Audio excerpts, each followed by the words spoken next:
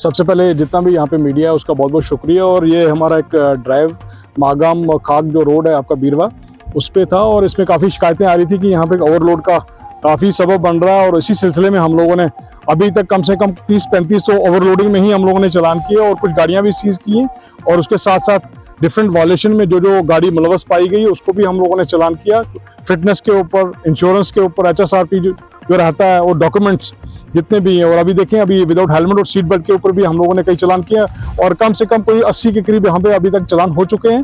और these type of drives will be intensified और we are going to reach to the almost all the townships. जितना भी हमारा district headquarter या townships रहते हैं, जो मेन हमारे नेशनल हाईवे हैं, जो मेन बड़े जो लिंक रोड्स हैं, वहाँ पे भी जाने की कोशिश करेंगे। और वहाँ पे जाने की कोशिश करेंगे जहाँ पे हमारा ट्रैफिक का अमला अभी नहीं जा रहा, जैसे फार फ्लंग एरियाज हैं, वहाँ पे भी हमारी कोशिश रहती है। And I have guided and also directed to all my DYSPs और SOs और हमारे DTIs हैं।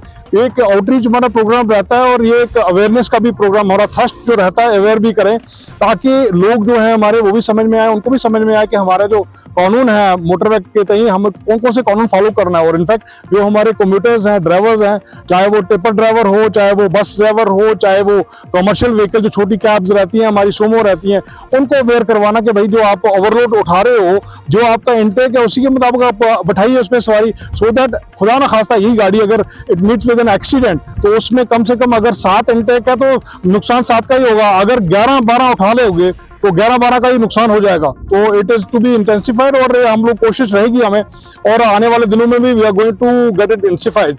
और इसके साथ साथ आपके माध्यम से अभी स्कूल्स हमारे भी खुल रहे हैं यहाँ पे, और स्कूल के जितने भी मालकान हैं और जितने भी हमारे ड्राइवर हजरात हैं, उनको मैं आपके और आपके माध्यम के through I am going to convey to them that they have to go by the guidelines of the supreme court. और जो भी डॉक्यूमेंटेशन उन्होंने रखना है वहाँ पे, जो भी आपका एक मेडिकल किट रहता है, उनका को ड्राइवर रहता है, उनका क्लीनर रहता है, या फिर और भी चीजें जो उनको रखनी है, जो पैरामीटर उनको फॉलो करने हैं, they have to be stick to those parameters. और उनको मैं अभी टाइम है उनके पास, क्योंकि स्कूल हमारे ओपन होने वाले हैं, तो जो भी गाड़ियां यहाँ पे इलीगल तरीके से स्कूल ने ओन की हुई हैं या दे हैव एम्प्लॉयड, तो उनके लिए भी हम लोग उनको चलने नहीं देंगे। We are going to control that concept also. और उसके साथ साथ जो आपके इलीगल सुमोज है, सुमो जो आपके स्टैंड्स हैं, क्योंकि ये भी they have mushroom like anything, तो उनको भी मैं आगाह करना चाहता हूँ कि वो जाएं अपने जो हमारे जो ट्रांसपोर्ट कमिश्नर उनके पास रुजू करें और अपने डॉक्यूमेंट्स वहां पे दें। If they are follow there